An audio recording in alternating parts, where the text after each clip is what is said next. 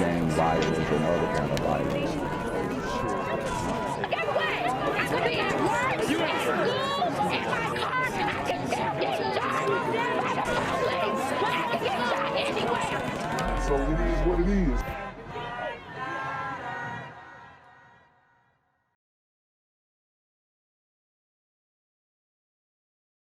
What's good, Shadow Realm? It's a Black Gen Z Mindset. Make sure you go ahead and like, comment, share, subscribe. Let's get into the video. New at 6, a test drive at a Jackson Avenue car dealership ends with gunfire. WREG's Queecha Wilborn explains how the suspect in this case ended up with a gunshot wound. Wow. So this is instant karma. You have a super gremlin who thinks that he can go around and steal cars and ends up not really knowing what he's doing. I always tell you guys that these super gremlins play with guns as if they're toys, and they really believe them to be toys. So the way that they're moving and the way that they're holding the weapon and doing all this gyrating and moving and, you know, give me a car, or even smashing windows with the gun, these things are recipes to, you know, basically shooting yourself. 26-year-old Joshua Garvins has what appears to be a bandage taped to his neck in his mugshot. He's charged with aggravated robbery. Memphis police say he was shot in the neck while trying to steal a car from Champion Auto Sales on Jackson Avenue. Wow. So he was trying to steal a car from a dealership, a used car dealership. And that is, my friends, a small business. So you wonder why we have, you know, bad or hard economic times. You wonder why we have these small businesses, black businesses. I don't know if this one is, but businesses that can't operate in the community. Restaurants, you see In-N-Out in Oakland shutting down. You wonder why, and it's because these super gremlins are on demon time. Police say he allegedly shot himself. According to court documents, the victim, who works at the dealership, was trying to sell a vehicle to Garvins by taking him on a test drive Friday. The victim told police he felt uneasy because Garvins was, quote, acting peculiar. Police say the victim got out of the car. Wow, so he tried the old test drive-a-roo. That's crazy. And took the keys with him, but that's when things took a sharp turn. Reports say Garvins demanded that the victim give him the keys, at which point the victim denied. MPD says Garvins allegedly threatened to kill the victim, and the two got into a physical altercation over the keys. There you go. So you got the used car salesman fighting for his life, and that's the best that you can do in these situations. Either, you know, I mean, I'm not saying you put your life on the line for the job. You're a car salesman, but either you give it up or you fight like hell. The suspect then pulled out a gun, according to Memphis police. Witnesses say the two wrestled over control of the gun, and that's when shots rang out. An arrest report says a bullet hit Garvins in the neck and he ran off. However, he didn't get far. He was quickly taken into custody. We spoke to the victim, who was still too shaken up to go on camera. He says he was not injured, and he's just trying to move forward from the situation. Reporting from the Nutbush community, Queecha Wilborn, WREG, News Channel 3. Is next.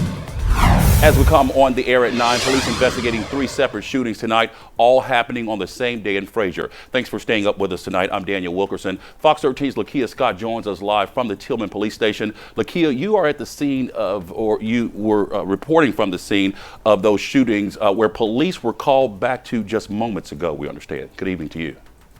So we have more shootings in the Memphis area, and we know Memphis is definitely a hotbed for these demon time activities. In the community, we are in a crisis of killing each other. And when you speak about it in the community in very simple and straightforward terms, you don't get the response that you should. You don't get, you know, hey, this is definitely a serious topic. Hey, you know, we need to do better. You get shame, okay? Sign language, as Kevin Samuel said, shame, insults, guilt, and the need to be right. And people don't like hearing these types of things and really understanding what's going on in their backyard. But it's important to spread awareness so that some type of accountability can be taken so that you can find a solution for these things. Obviously, you know, we've been watching the trends and it's, you know, pretty much only getting worse or kind of staying the same, but it really just feels like it's getting worse ever since 2020. I mean, and it was bubbling, you know, a time before then, but you just have to understand that we are in some very dark times and people are losing their lives for no reason when the justice system is failing to keep these individuals who continue to offend locked up. Yeah, Daniel, good evening. We were heading to the Tillman station, but then we learned that police returned back to one of those 3 separate shootings. They are back at one of those scenes where they reported a female victim was pronounced dead on this scene. We are right now in the 1400 block of Alta Vista. If you take a look behind me, you can see that officers are here on this scene. Again, police were here just before 5 this morning, and they got a call this morning because they heard about a shooting happening at one of these homes in the 1400 block of Alta Vista. Well, we just learned that now, fast forward to tonight, police are back at this home because they got a call of shots being fired. Now, I actually spoke to the family member, the cousin of the victim here at this scene. She identified that victim as Shuntaria Virgous. No. And that family says they want answers. We're hurting right now. We're grieving. And Shuntaria was loved by so many people. Police report getting to a scene in the 1400 block of Alta Vista in Fraser close to 5 o'clock Saturday morning. Police found a woman who was later pronounced dead. A family member who asked to remain anonymous identified the victim as 27-year-old Shuntaria Virgous, also known as Lil Mama. She's a beautiful person, loving mom. She loves her family. Shuntaria was a mother of 2 kids, both under the age of 7. The family asking for justice and believe they know who's responsible. My family just has questions in regards to all the key events that took place. And police also responding to 2 other crime scenes Saturday in Fraser, one just after midnight in the 3500 block of Debbie. A man was taken to emergency in critical condition, and another at around 1 p.m. in the 2800 block of Green Terrace Drive. One man was pronounced deceased on that scene. Wow. Memphians responding to these latest crimes. I got kids, and it's really frightening me. I'm scared. You know, and black people are even scared.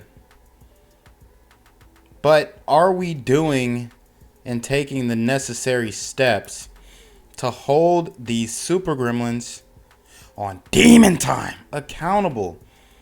You know, you have these sisters, and most likely they voted for this. Most likely they were chanting defund the police.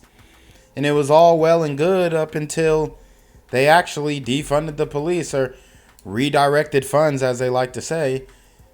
And then you start to see the influx and onslaught of the really ugly, dark, and murky side of the community, and you know, the darkest forces within the community, right? But I genuinely don't believe they can put 2 and 2 together, even to this day, with the crime as bad as it is, unless, you know, they are directly affected. And I'm talking about something happens to them, which I am not advocating for, like I said. But unless they actually see it for their own eyes and it affects them, because even if they see it happen to somebody else, they're like, oh, well, you know, that's just a, you know, they're writing it off. But unless it happens to them, then they start to be like, oh, okay, this is a big problem, and this guy's going to be able to get away with it, and they arrested him, and he's back out on the streets. Now I'm super scared. That's the only way. Just afraid to drive your car because you don't know if you'll be the next one to catch a bullet. Now, Daniel, back out here live again at the 1400 block of Alta Vista. Police got a phone call. They got a call in that there were shots fired in this area. Again, this is the same block that they were at 5 this morning following a female being shot to death inside of one of these homes. Now, we are still working to learn whether that is actually the same house, but again, it is the same block. Police got here about an hour ago after hearing and getting a call about shots being fired. We're still working to learn whether any of those gunshots actually struck that house. Now, we're still working to get information and confirmation from police on that incident. Daniel. A lot going on, to say the least. Lakia Scott starting our live coverage off at 9 from Frazier. Lakia, thanks. What's good, Shadow Realm? It's your boy Jenquavius Jackson, and y'all already know I'm demonetized and shadow banned in this bitch. So if you want to contribute, go to the Cash App, the PayPal, the GoFundMe, or join the Patreon. Also, don't forget to visit the merch store for all your favorite BGZM News 17 gear, including our exclusive Trump is a Blood t-shirt. Go fast before they sell out. They are already flying off the shelves, no cap. And remember, these super gremlins are on demon time. I think the right thing for him to do is to tell the truth and to tell the truth. You can hear the pain in their voices there. A family in mourning tonight following the death of a Memphis mother. Hi there, good evening, and thanks for being with us. I'm Shay Arthur. That mother sadly dying this weekend in Frazier. WRG's Ashley Paul is live in studio tonight with those shocking details. And Ashley, you talked to a relative of this woman. What are they telling you? Shay, a bizarre part of this story is that the man the family says is responsible confessed to the shooting on Facebook.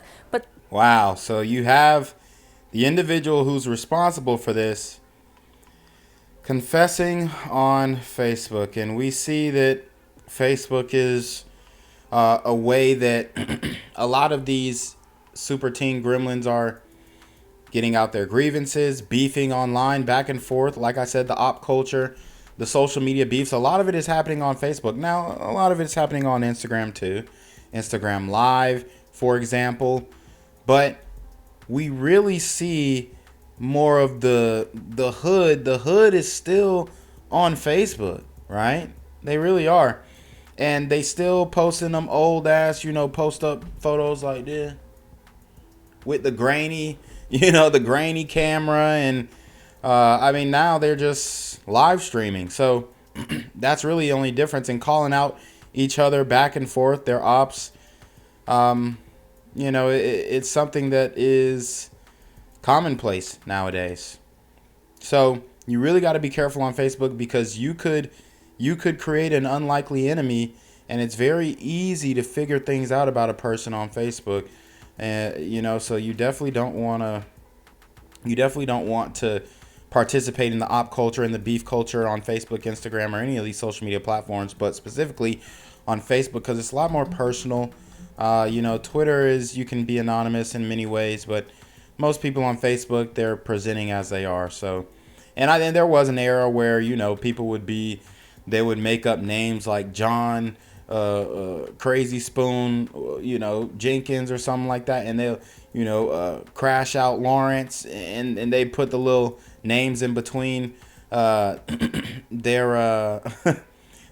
full actual government name. But nowadays, I think Facebook got rid of that. So it's people using government names, and people beefing online on Facebook.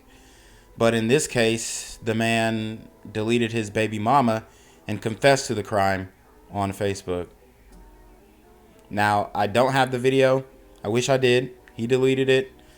I wish I or somebody else would have screen recorded, but hopefully the police are going to be able to get that, and maybe it'll come up in public record and I can show it to you guys at a later date. But the guy has confessed, and still, we're waiting for the justice system to kick in and really serve this guy with what he deserves. But tonight, the family is furious because he still walks free. In a now deleted Facebook post that has been shared almost 6,600 times, a man appeared to confess to the shooting of the mother of his children when he says he mistook her for someone breaking into his home. but her family members aren't buying it. I know for a fact that she announced herself or she told him that she was on the way over there. So you don't think that this was an accident like he says it was? No. So his alibi is he thought somebody was breaking into the crib and he shot and accidentally deleted her. I mean, bruh, these super gremlins do be paranoid because they're in active beefs and active conflicts, especially in Memphis. You got the op culture running rampant, the crash out culture running rampant, but because they had a prior history of domestic incidents and, you know, even family says that they had a rocky on and off relationship, you can't believe that, man. And I just really feel bad for this young lady and her family because these super gremlins are on demon time. I don't think it was an accident at all. Memphis police say officers responded to a home on the 1400 block of Alta Vista Avenue in Frazier just before 5 Saturday morning and found a woman dead. Tonight, her family members are identifying her as Shuntaria Virgous, a 27-year-old mother of two. She was just an all-around sweet person, and the things that happened to her, and the story that they're telling, it just doesn't add up. The family member wants to remain anonymous because he says he's afraid of the man who made the Facebook post. WREG is not identifying him because no charges have been filed against him. I am furious that no charges have been filed, and I'm really wishing that somebody could pick this up and have a thorough investigation going on. The family member says the two have been together on and off for 8 years and share 2 children. He says they have a violent and volatile history, but he never expected this. I was very surprised. I knew that they had issues, but to take it this far, I was very hurt and surprised. He described Shuntaria as a loving person and a fabulous mother who was always smiling and laughing. So while he and his family work to figure out how to tell her young children their mother won't be coming home, he wants their father to tell the truth. Wow. I think the right thing for him to do is to tell the truth and to tell the truth. Give us some closure. Let his kids know that he's the reason for this.